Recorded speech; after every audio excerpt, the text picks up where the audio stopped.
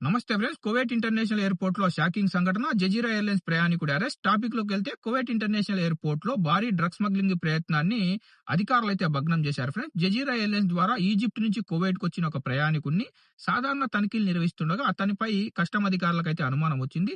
దాంతో కస్టమ్ అధికారులు అతని లగేజ్‌ని బాగా చెక్ చేయగా షాకింగ్ సంఘటన అయితే బయటపడింది. అతని బ్యాగ్‌లో డీ ఫ్రిడ్జ్ ఐటెమ్‌లయితే బయటపడ్డాయి. డీ ఫ్రిడ్జ్ ఐటెమ్‌లో ముఖ్యంగా చికెన్‌లో అతను మాదక ద్రవ్యాలను పెట్టి స్మగ్లింగ్ చేయడానికైతే ప్రయత్నించారు. వెంటనే మాదక ద్రవ్యాలను కస్టమ్ అధికారులు స్వాధీనం చేసుకొని అతన్ని తదుపరి విచారణ కోసం డ్రగ్స్ కంట్రోల్ డిపార్ట్‌మెంట్‌కైతే అప్పజెప్పడం జరిగింది.